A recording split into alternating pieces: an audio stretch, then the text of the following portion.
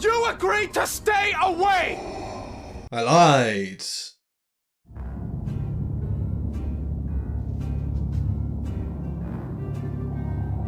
You know, I might have been excited and enthusiastic for the Ahsoka show if it had premiered 3 years ago, back when I had a lot more optimism for Dave Filoni's storytelling.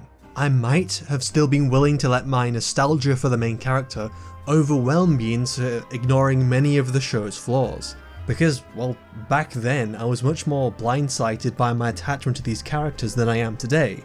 But that no longer reflects my current outlook on Star Wars and Filoni himself. And since Dave Filoni is the showrunner, head honcho, and the brains behind the Ahsoka show, I think it's important to discuss him and his work before we talk about the first episode. If you've been in the fandom for any amount of time, you've probably heard about him and what he's worked on. Dave Filoni is a very popular showrunner, credited with, well, some of the most well-received additions into Star Wars over the last 15 years. I used to be a fan of this guy's work, as, well, many still are.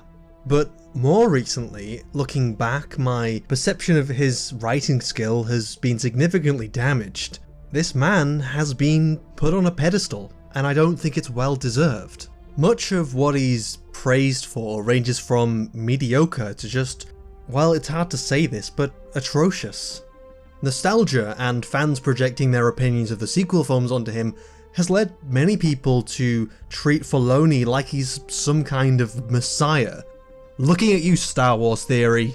There are so many fans that were so desperate, they clung to the nearest hope they could, and Dave just so happened to be one of the only people at Lucasfilm who managed to keep his head down and didn't say anything to tarnish his reputation. Some went as far to claim that there was a Lucasfilm civil war happening behind the scenes. For about the last year and a half, I've been talking to you about the Lucasfilm Civil War, the split between the Kathleen Kennedy camp that views Star Wars as a platform, and the Lucas loyalists led by Jon Favreau, who view Star Wars as a story, and an important one. Dum dum dum dum dum. The delusion that has overtaken some people as if that their desperation put their hope into something that was simply never there in the first place. It's embarrassing. No matter how hard you want something to be true, it doesn't make it any more likely to become a reality. And I definitely feel justified in my opinion of Filoni. He won't retcon the sequels, he's not going to make Star Wars great again. What he is a profoundly flawed creative who made an animated show everyone became nostalgic over because they were too young to think critically, and by the time they grew up, they were too nostalgic to see anything else. And considering I used to be the Clone Wars guy, you can take that to the bank. This is the road I've arrived at, losing all nostalgia for a franchise which during my teenage years, well, it used to define my entire life, and to be honest, I'm happy without it. Undoubtedly, I've grown and matured because the brand pushed me away. Now my relationship with Star Wars is different. I can still appreciate its allure, but the repeated disappointments have extinguished my passion for the stories I once adored, and I feel nothing for the new tales that are being told. The only Star Wars stories that I'm invested in these days are Jedi Survivor and the Legends books. These stories allow me to enjoy Star Wars on my own terms, driven by the quality of their storytelling, not because of my nostalgia for the brand. Delving into the expanded universe has opened up a whole new realm of well-crafted, character-focused narratives, a stark contrast to watching a bland, invulnerable character navigate a toy box. And if the Ahsoka show was good, I could similarly enjoy it based on its own merits. Unfortunately, the initial 5 episodes I've watched so far when writing this review failed to inspire hope, especially considering Dave Filoni's track record. The only positive praise I've seen of the show, I don't want to just dismiss it out of hand, but it's hard to deny that there isn't a significant amount of this praise which is just purely being fueled by nostalgia for what came before, not because the show itself has done anything particularly amazing. And using nostalgia as a tool isn't the problem here. These moments are shallow without any deeper character mechanics to give them meaning beyond that buzz of seeing something you care about. That alone doesn't make a story praiseworthy. Nostalgia is icing on the cake. It's not something that you want to enjoy on its own without anything else to sink your teeth into. Otherwise, you don't have a story, you have fast food. I just want to make it clear that I don't want any fans of the show to misunderstand my intentions when criticising it.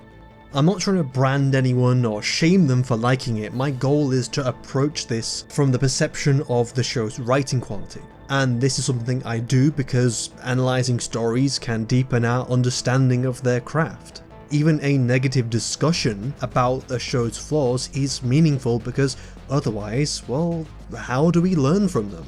Before we begin, I also wish to disclaim that sometimes my reaction will be overplayed simply for entertainment value, so please don't confuse that with any real anger towards the show or any of its creators. So with that out of the way, let's start with the characters of the show, and where else to begin but with Ahsoka herself. She'll be the first to be dissected and divided under my analytical tool. For a character I had an embarrassing crush on as a teenager, it's sad that I don't really feel anything towards this character anymore. I don't hate her, I just simply feel nothing. How you turn me from one of the biggest Ahsoka apologists into someone who just actively wants this character to bloody die, it's quite the achievement. And the character of Ahsoka is also an achievement. It's very impressive how a character can have so much screen time and yet lack so much depth. For a lot of people, Ahsoka has simply overstayed her welcome. She's no longer able to justify her own continuation, but Dave Filoni keeps pushing her into shows. Her character's arc in the Clone Wars was her growth from a Padawan, which was abruptly skipped over due to the cancellation of the show, and then we next see her as a fully formed Jedi Knight. And yes, she's a Jedi, it's pointless calling her anything else. Since she had already completed most of her growth, the writers decided her final arc was to face Vader, which was a wise choice. It's a satisfying conclusion for the character to face her master. Again, it's like poetry, sort of they rhyme. Very pleasant, very powerful. After all, you can't have Ahsoka survive that confrontation, because she can't be around during the original trilogy. No, wait, Dave, what are you doing? Don't use time travel, are you crazy? How do you stoop so low? God damn it, so much for Luke being the last of the Jedi. I am no Jedi. Oh, go away, that's a cheap excuse and you know it. The only way that would be valid is if she had stopped being a Jedi in a way that was meaningful. Maybe even have an arc where she found her way back to the Jedi path. She could even overcome her flaws and sacrifice what she wanted for the greater good. Shut it! Which could be a great character arc for Ahsoka, but they didn't think that far ahead. Even if she just decides to become a Jedi again by the end of the show, it doesn't change anything about her character because she already is a Jedi. What changes if she decides to take on that label again? Nothing. So we're here now, and we have to live with the character that we have. Ahsoka is alive, nothing can change that now. But Dave hasn't really thought this through, because Ahsoka has completed all of her arcs, and any uncompleted ones have been left too long to be picked up at this point. So where do you take the character? There are plenty of directions you can take the character from here to give them growth, but unfortunately, Dave has chosen to not do anything. She's no longer learning, growing, or having any personal obstacles she has to overcome, leaving Ahsoka a walking, purposeless plank because the character isn't going anywhere. And unfortunately, this isn't helped by the acting. Ahsoka looks bored all the time. This isn't a poo-poo of Rosario Dawson's acting. She isn't my first pick for Ahsoka, but I know she can pull off a good performance. I've seen it! Her acting never flourishes because she's always too busy looking stoic and wise, but acting stoic and wise doesn't mean blankly staring with the occasional smile with your arms crossed. It's bad when the robot in the show looks more expressive than your main protagonist. The problem definitely lies with the character writing and the direction, because most of the characters suffer a very similar issue. Sabine and Hera also lack personality in their performances. It's not a coincidence. And another problem to mention before we get into the plot is how the show isn't very accessible to general audiences. Many people who haven't watched Clone Wars or Rebels will be watching this show, and yet it almost expects everyone to already know who all these characters are. You can't just expect everyone watching to know who they are or what their dynamics are, which is why you have to introduce us to the characters again, but they just don't do that. Or for what little there is, they're simply not doing enough of it. Many people in the audience will have no idea who Thrawn is, so when they name drop him, it's not going to mean anything to them. They'll have no idea who Ahsoka is as a character, they'll have no idea who Sabine is, or Hera, or any of their pre-existing dynamics between these protagonists, leaving the audience very alienated. Just by watching this show alone, you'd have no idea that Hera thinks of Sabine like a daughter. I would say more, but to be quite honest, there aren't any more relationships between these characters to mention. Hera's only relationship with Ahsoka is through her being Fulcrum. And when the series tries to establish a new relationship between Ahsoka and Sabine that never existed in Rebels, well, let's just say it's not done very well, but we'll get to that in a minute. The funny thing is, Rebels actually does an excellent job at subtly developing its dynamics between the characters, which is definitely what more of this show needs. At the moment, its development between its characters is pitiful, and it's not getting any better. But it is now time to discuss the plot of the first episode. The show has barely begun, and even the title crawl isn't free of problems. To put it succinctly, the title crawl is pointless. Initially, these were introductions that provided context to what happened before the film that we didn't end up seeing, but this one is redundant because it doesn't give any information that isn't already evident in the show. Even the events from Mando are mentioned in the series, so you have 3 paragraphs saying essentially nothing. Moving on, the post-title crawl, we get a good shot of the prison ship transporting Morgan. Its design is, I'm not going to mention it, this isn't a video about the designs of ships, but hey, we'll keep moving. The prison ship is waiting to meet up with Home 1 to transfer their prisoner, but before Home 1 arrives, a Jedi shuttle appears using old Jedi codes. Captain Hale doesn't believe they are Jedi, which is very good. It's good to have a character being smart. These supposed Jedi lack any affiliation with the New Republic, otherwise they wouldn't be using outdated codes, so really, even if they were Jedi, they have no business being here. Captain Hale believes they are Imperials using stolen Jedi codes, which, while not entirely right, is another really intelligent deduction, and he sure knows it. Well done. If he thinks they are Imperials, it would make sense to think that they are trying to free their Imperial prisoner, so the best thing to do would be to turn them away. But then he allows them onto this ship, because he's a moron. Mate, you are transporting a highly valued prisoner. There are only 12 guards on the entire ship. For all you know, these 2 could be literally anyone, including highly skilled bounty hunters. Why are you taking this risk? What if they come out guns blazing and you all die because none of you even raised your weapons? He has no reason to have his head jammed so far up his arse when his defences are this piss poor. And for that, he died a feckless, bedwetting, parmesan-shaving imbecile who revels in his own uselessness. And so ends the ballad of Captain Dimwit. Okay, now that he's dead, I do have a question. Did the antagonist's entire plan balance on the captain being an arrogant, stupid twat? Because if dumbass didn't let them onto the ship, the plot doesn't happen. This whole story relies on the captain doing something stupid so the antagonist's stupid plan can actually work. They were really just going to rock up to a prison ship and expect it to be let on board. Not a great plan. But since Baylan has arrived on the scene, let's review his character. Baylan, so far, has the most potential to be a complex and fascinating character. A Jedi who lost his way after Order 66, now working as a mercenary for hire. It's alluded to that he'd prefer as little bloodshed as possible. Perhaps his Jedi values are still deeply buried, despite what he has been through. He's just doing this because he has a job to do.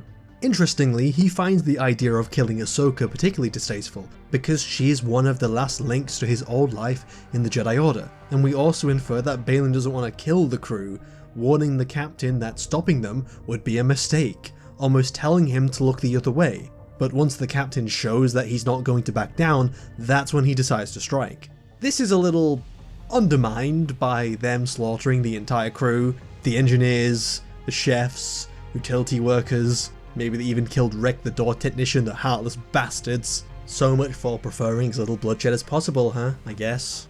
But maybe the reason why they killed everyone was because they couldn't have any witnesses, and that's why they killed the entire crew. But if that was the case, why didn't you destroy the damn security footage, you plank?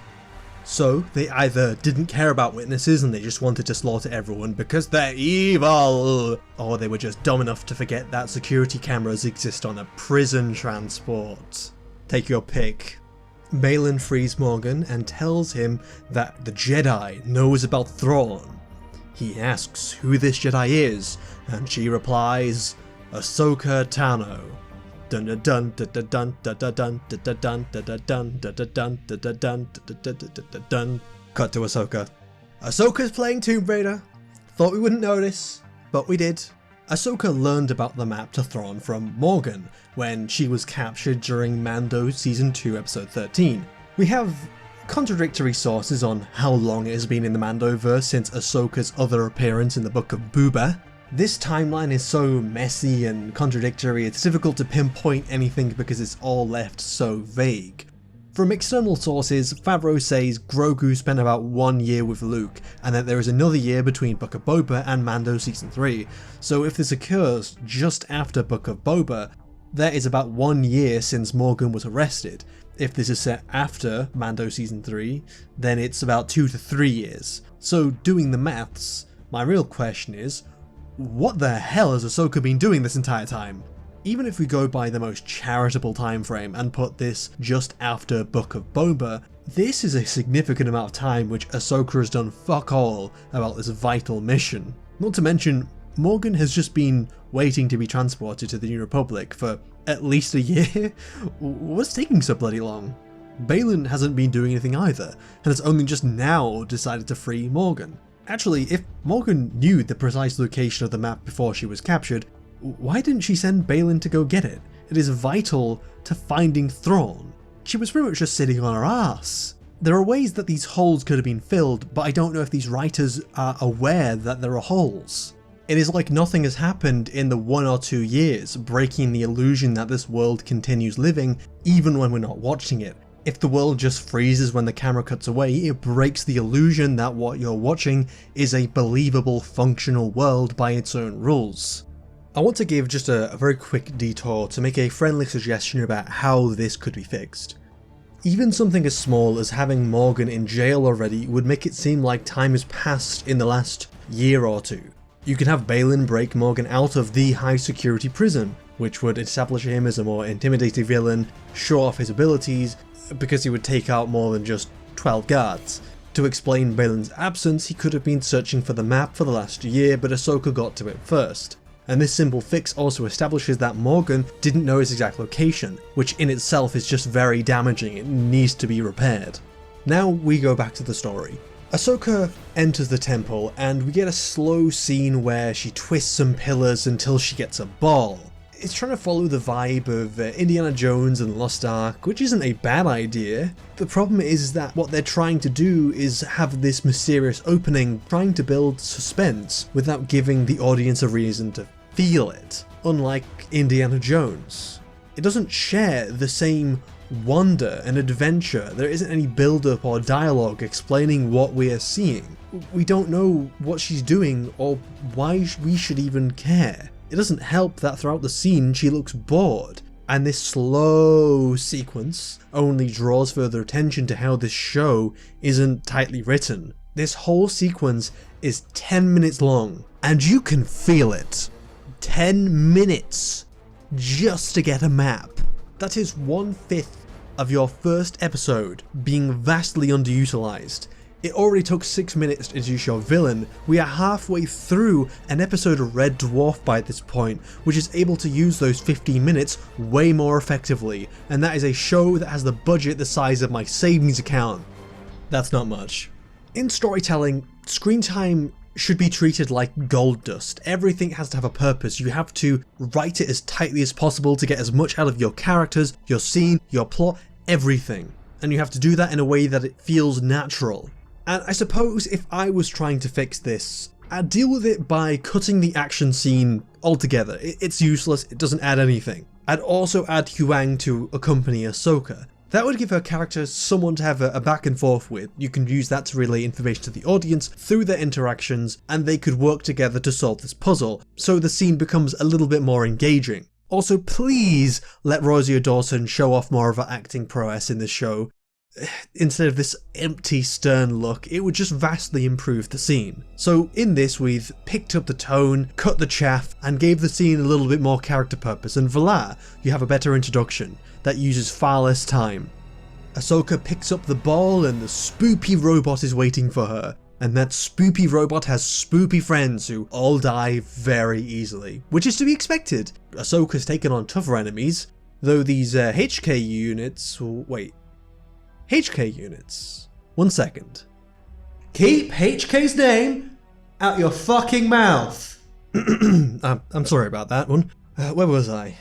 Anyway, these assassin droids have been sent by Morgan, or at the very least one of her lackeys. Morgan told Ahsoka exactly where the map was while she was captured. It's not the best start to your scary antagonist if they break so easily under interrogation, giving away the one vital piece of information that they need for their plan. It kind of undermines them and suggests they're a little weak-willed. She didn't just keep her mouth shut until she was rescued, she didn't misdirect Ahsoka, she didn't even wait until her lackeys had got the map before telling Ahsoka. Any of these would have made her seem more intelligent, strong-willed and intimidating, leaving Ahsoka with absolutely nothing. But let's give Morgan some slack, because she was being interrogated by a Jedi after all. It's not easy to resist Jedi mind tricks. But she's not going to be let off that easily, because she knew exactly where the map was and didn't bother collecting it before she was captured, when it's vitally important to her plan. There are no prerequisites to finding this map, there are no dangerous obstacles, and the puzzle is so simple even a Hearts of Iron 4 player could figure it out. There is no reason why she couldn't collect her herself, or send Baylan or Shin, or that Inquisitor fucker. She only didn't because the story wanted Ahsoka to both learn about the map and get it super easy, barely an inconvenience. Even if it made absolutely no sense. The surviving 2 HK droids decide to self-destruct, and oh, okay, that's interesting. There's a little bit of continuity here with the IG droids destroying themselves to prevent capture. That's actually pretty smart. The last thing you would want is any of these droids to give away any kind of vital information, so I'll give that a neat pick. Uh-oh. Are you telling me that this sucker is nuclear? These things are packing so much heat, they could destroy Mumbai. It just seems a little ludicrous. The IG droids made sense, it was essentially a grenade. But this is the new king of Hiroshima. You're telling me that every single one of these droids has the explosive potential of little boys strapped to their chest. Do you see how overpowered this makes them? You essentially have a kamikaze droid. The moment one of these things sees Ahsoka, instead of attacking her, they should self-destruct. Because there is literally nothing that she can do, and there are 2 times in the show this should definitely happen. Wait a second, hold up, back up a little bit. So they need this map to find Thrawn. So why are these droids going to destroy the map? If Ahsoka didn't get away in time, then Thrawn is lost forever. I guess Morgan forgot to disable the Duke protocol, but if these droids have the sole objective of collecting this map, why risk destroying it? So far, the antagonists of the show aren't shaping up very well. The entire droid encounter adds nothing but problems for the time that it uses. Well, anyway, Ahsoka escapes by the skin of her boot and she flies away with the map. I just want you at home to know that I could be watching Stargate SG-1 right now. I want you to all appreciate that I am spending this time reviewing this show for you. As Ahsoka enters the cockpit, we see David Tennant. I've missed you, buddy. No, I'm trying to figure out what you're doing here exactly. You should have been scrapped like 30 years ago by the Empire. What the hell have you been doing all this time? Where the hell did you even come from? You know, having a scene where Ahsoka finds Huyang in some Imperial storage bunker where the Emperor keeps all his ill-gotten goods would have been a lovely character moment and would have explained a lot, but instead Huyang just appears out of nowhere. It's strange that in this show, all the interesting moments just happen off-screen. And if Ahsoka found him, why doesn't she just give him to Luke? A droid with thousands of years of Jedi knowledge seems pretty useful to someone rebuilding the Jedi Order. Even if those teachings are flawed, they are still incredibly valuable to learn from. But digressing from that, Ahsoka is contacted by Hera about Morgan's breakout, so she rushes to meet with Hera on Home 1. Hera claims that they took out an entire security detail and scuttled a ship, but the ship is almost entirely intact. Ahsoka tells Huyang to run a match on the lightsabers in the recording. That's actually pretty smart. I'm not being ironic this time either. Using Huyang's knowledge of thousands of years of lightsaber building to identify the users is an actual intelligent benefit of his character. And another neat pick in the scene, just being told that Thrawn could be alive, Hera's first reaction is to consider that Ezra could also still be alive, which is a nice little bit of characterization since Ezra was almost like a son to her. Hera then suggests that Ahsoka ask Sabine for help unlocking the map, which is a little bizarre. To find a key to a map, you generally don't go to a weapons expert and artist. If you think it requires a physical key, I don't know how you think she's going to be any help to you, but you know, fuck it, I'll let it slide. We cut to Lothal, where Mr. Krabs is giving a speech of reprising his role from Rebels. The city is celebrating their freedom, thanks to Ezra and Kanan's sacrifice. There is a little bit of a continuity error. Ryder states that the city was freed from the Empire several years ago, which is wrong. It was liberated 10 to 13 years ago. It's just a bit of a bizarre line. I assume the writers don't know what the word several means. Maybe they thought it meant 7, which would still be wrong, considering that would meant it would take place 2 years before Mando Season 1, which we know can't be the case. Maybe he meant the Empire fell several years ago, which would be more accurate, but Ezra had nothing to do with the fall of the Empire, so it's a little bit confusing. I can ignore it, it's not important. After Mr. Krabs' speech, he calls Sabine Wren to say a few words to honour her fallen friends, honouring their bravery and sacrifice, and she's gone. Wow, just... what? Okay, apparently fuck honouring your dead friend's sacrifice. So what is she doing instead? She's riding on the highway to rock music. Wait, rock music? What?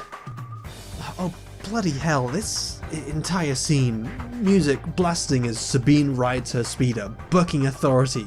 It feels like someone's punching me in the face over and over again, telling me how rebellious and cool she is.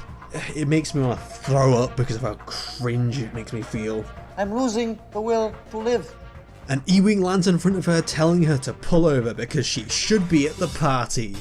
And she responds by going faster, and instead of killing herself and this poor E-Wing pilot, she ducks under it in a sick move.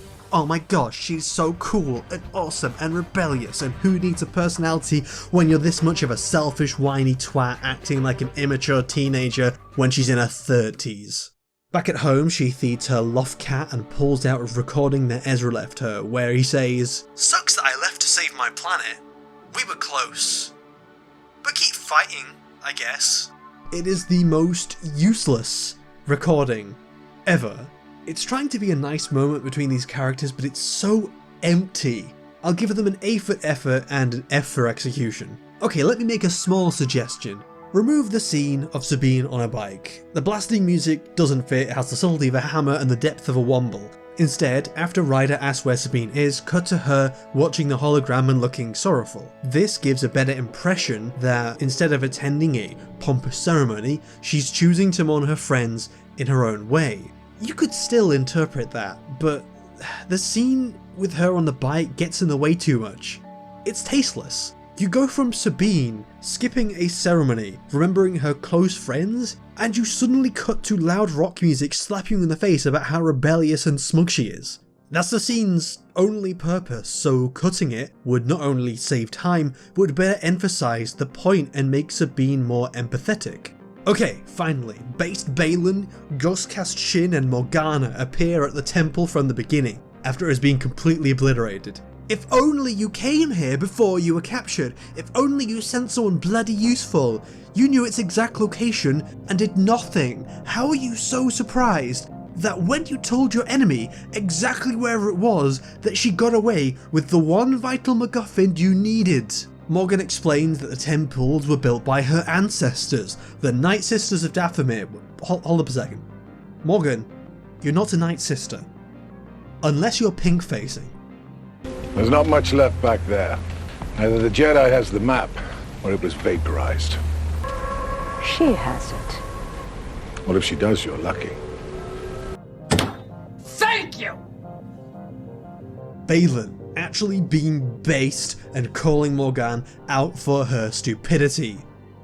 Hilariously, Ahsoka getting the map is better for the antagonist than it being vaporized. So it's less risky for Morgan if she just lets her have it without risking these droids nuking the bloody thing. Morgan then tells Shin to go to Lothal. She doesn't tell her what her mission is, she doesn't tell her what to look for, she just wanders off. She just leaves without telling her anything. How do you expect her to complete her mission when you won't tell her what she's supposed to do? It's up to base Baylan to tell her that Sabine is on Lothal, but that's not the word he uses. Ahsoka Tano's former apprentice is on Lothal. You're looking for Sabine Wren. Which introduces an interesting problem, but I'll get to those. Baylan still is not being helpful because he hasn't told her to kill, capture or observe Sabine. It would be a little awkward if she was supposed to capture her and she returned with a corpse. Seriously, you're still right there, tell her what to do! Is she supposed to wait until she sees the map? Does she even know what the map looks like? Does Morgan know the map will be on Lothal? If so, how does she know that Ahsoka will take it to Sabine? If Morgan knows Ahsoka's going to contact Sabine, why only send Shin? What is Baylan doing that is so important that he can't go with her? You get my point. It is just so incredibly fortunate that Ahsoka decided a weapons expert would be the best person to find a key to a map. It's incredibly fortunate that Ahsoka didn't go after Sabine after she stole the map against her express permission. She let Sabine steal it and took it all the way back to her home, even though she didn't need to solve the bloody thing. And if that never happened, Ahsoka would still have your precious map and Shin wouldn't stand a chance. But at the moment I'm getting ahead of myself. This is just horrible management of your subordinates. Don't be vague. Tell them precisely what they're supposed to be doing. Yet another example of the antagonists making stupid plans that just happen to work because of stupidity. We cut to Ahsoka arriving on Lothal and Sabine goes to meet her. Despite the fact that they apparently have a troubled history, she really wants to see her for some reason. Ryder expresses his disappointment that Sabine wasn't at the ceremony and she snarkily says that she forgot about it. Okay, this is not how you endear someone to your protagonist. Why is Sabine being such an asshole to Ryder? He fought with them to free Lothal alongside her and Ezra. He was friends with Ezra and his parents. What happened off screen to suddenly warrant this? Why are you being so smug about ditching the ceremony, honouring your dead friends? Ahsoka states that she knows how to find Ezra and shows her the map. The conversation drifts into Sabine's beef with Ahsoka, which it has to be talked about. Off screen, Sabine and Ahsoka have a master-student relationship that we never saw. We don't even know why Ahsoka decided to train Sabine, only that she had to leave. The why she would train Sabine is a critical question. Not only is it an essential question because we should understand why she makes such a decision, it's also because it's just confusing. According to the show, Sabine is so weak in the Force, it's basically nothing. How could Ahsoka even perceive it if it's so weak that even Kanan couldn't sense it? Ahsoka also barely even knows Sabine. Ahsoka's only interaction with the Ghost Crew was through Hera, Kanan and Ezra. What makes Sabine so different than anyone else she knows? It's not like she needs to be trained for her own protection in a galaxy that would seek to abuse her for her powers, because she doesn't have any. She just seems to be training as a Jedi for no reason. Okay, as a fix, I say let's just take away Sabine and replace her with an actually strong Force user who needed to be trained for their own protection. Ahsoka had to leave because what she was doing was too dangerous for them. That's a better way to work this concept between two characters. Perhaps she would leave them with Luke, and her Padawan would hold it against her, thinking that she left because she either didn't want to train her or thought she was a massive disappointment. This makes so much more sense from the perspective of a 16-year-old who would look up to Ahsoka and want to be like her, and needs to be trained for her own safety. But it doesn't make sense for Sabine, because she's not Force sensitive and she can handle herself. Why does Sabine even want to be a Jedi? She's never expressed any desire to become one. The closest we've ever gotten was that she wanted to be trained to wield the Darksaber, but that had a lot more to do with her Mandalorian heritage. The show doesn't tell us any answers to these very important character questions. It's very odd to invent this whole new strange relationship between two characters off screen. A lot of this stuff should have really been happening on camera, so we can see the dynamic building between these characters rather than just the bitchy, angsty aftermath. I can describe the character drama between these two as, I can't train Sabine, she doesn't want to be trained, and Ahsoka can't train me because she doesn't want to train me. What a shallow, nonsensical drama. Unironically, the drama in Batman vs Superman has more depth than this. Two adult women, one in their 30s and one in their 40s, can't have a 5-second conversation clearing up their misconceptions. Which I suppose is realistic to how women act, but that doesn't make it good character writing.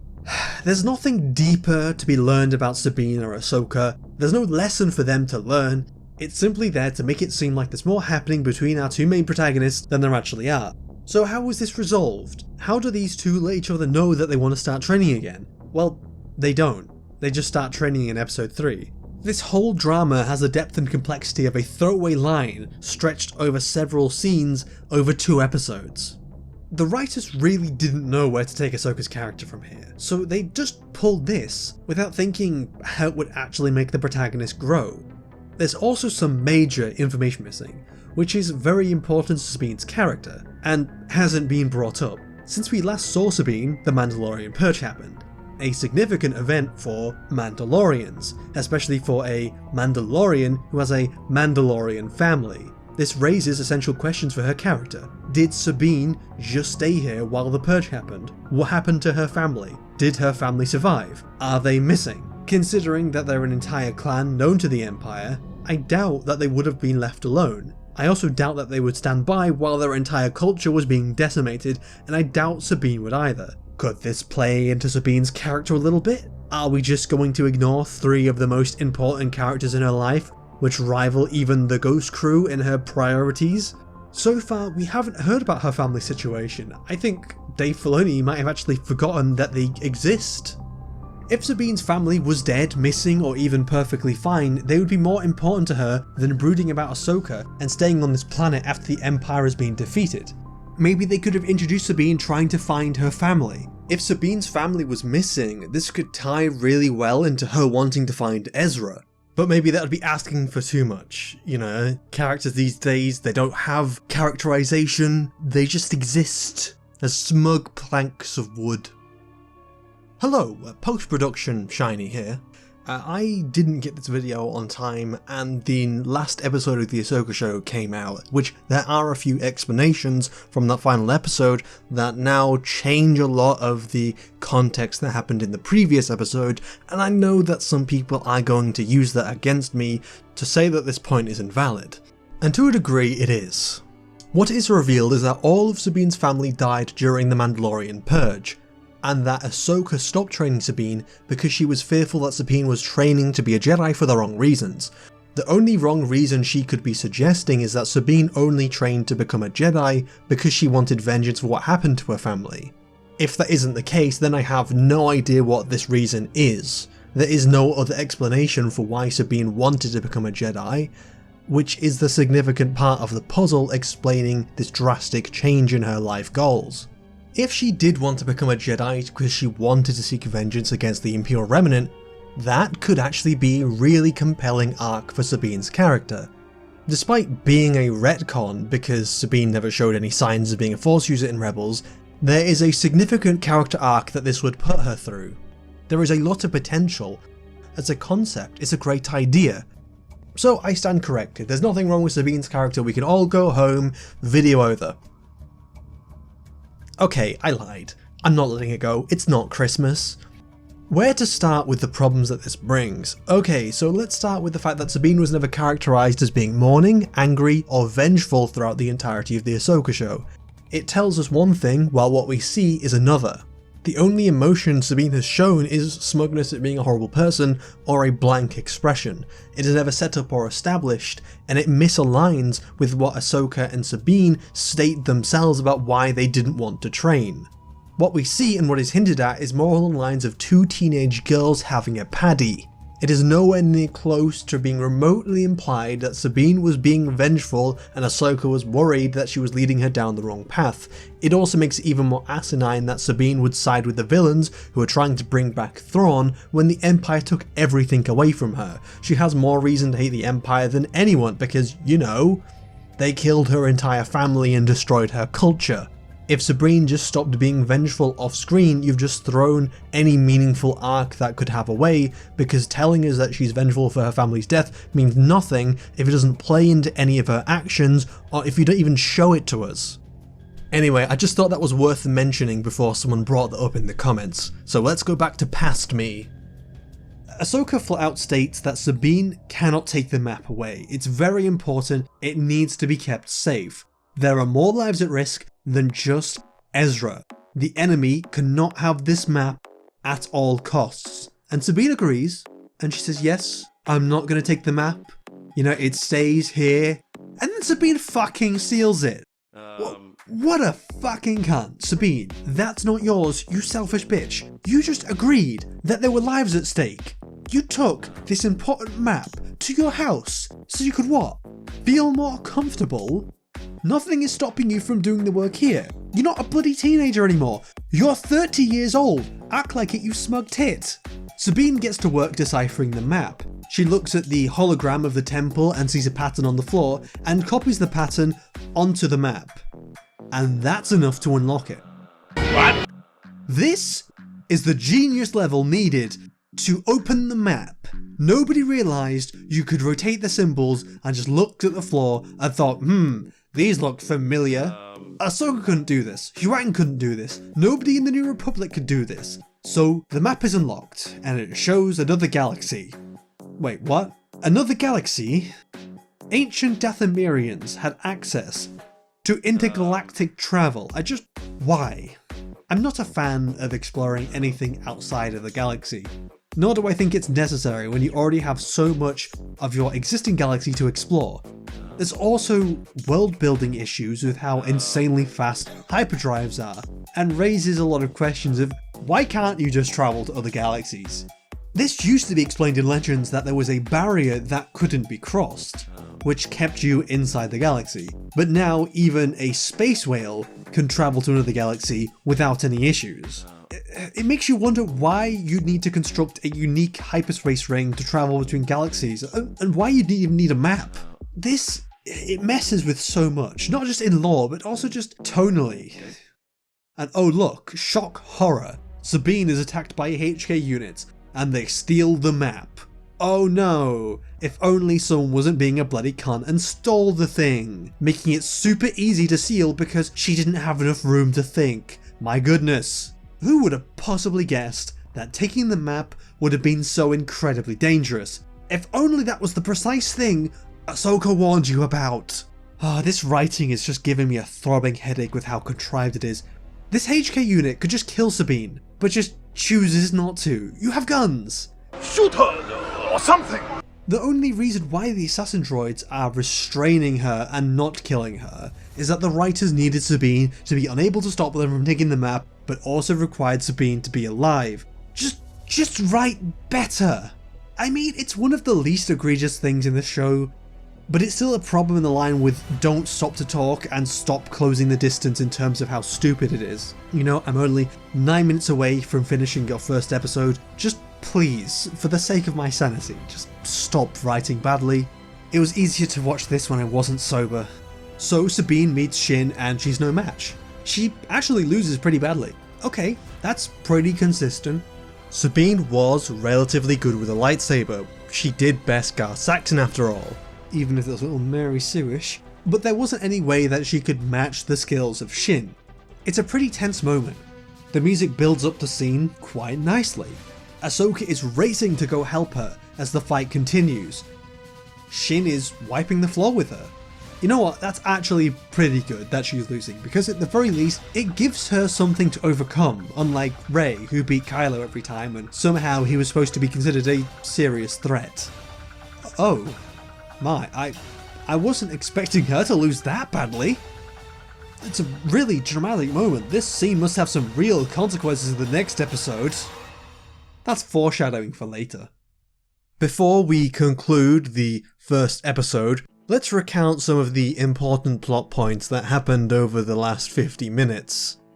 Baylan freed Morgan, Ahsoka got the map, she went to Sabine then stole it from her, so Shin could steal it from her.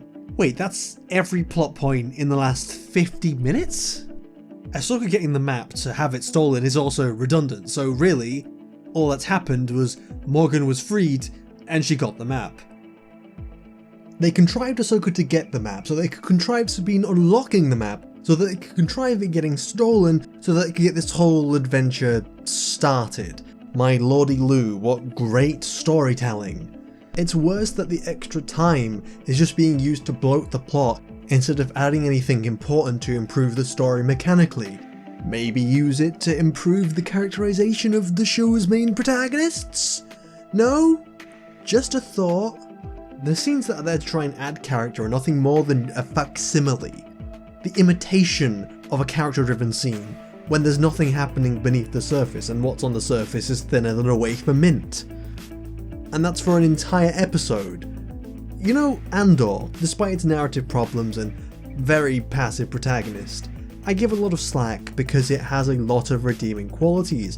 Ahsoka's only significant quality is that it's so bad that it can help us appreciate other stories in the ways that they didn't cock up, or the qualities that we used to take for granted in what we used to call mediocrity, and it can help us appreciate some really beautiful masterpieces. Writing a story is difficult, and it's great that through bad stories we can appreciate the skills that went into some of the best you can find out there. In a way, we can only appreciate the good because of the bad, like this show. It's a strange fact of life. You can't appreciate what you've got until you've got something much worse to compare it to. And banned shows like Ahsoka are even useful to people like me who want to be a writer for my own stories and can look at this one and learn from its mistakes and shortcomings to improve my own works. Maybe I'm just trying to put a positive spin on this since I've just been bashing on the show for 50 minutes. But, you know, it's just my thought on this whole process that we call story criticism. As you probably noticed, this only covers the first episode, and the truth is this video just took a very, very long time to make. By the time of this video's release, the rest of the show has already aired, which it wasn't my plan.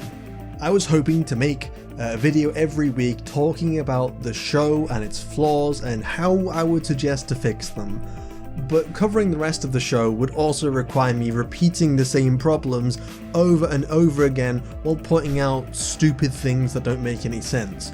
So maybe instead I'll make a video just distilling all my thoughts down into something a bit less repetitive and time consuming. I don't know if or when that video will be made because at the moment I'm back studying at university for my masters in visual effects. That is going to be taking up a lot of my time, and I'm also working on my own animated project, so I don't have much time to make videos at the moment, which, you know, I would love to do, but it's just a fact of life. I might focus on making some smaller videos with that frame setup I created, because that doesn't require me to do the work of a small animation studio just to make one video. But for now, I think this video has come to an end. Thank you all for watching, you've all been fantastic, and if any of you want to be cringe like me, you can subscribe to my channel, follow me on Twitter, and join my Discord where you can see more updates. And until the next time, this has been Lieutenant Commander Shiney FX of the Alliance Navy Vessel Intervention, signing off.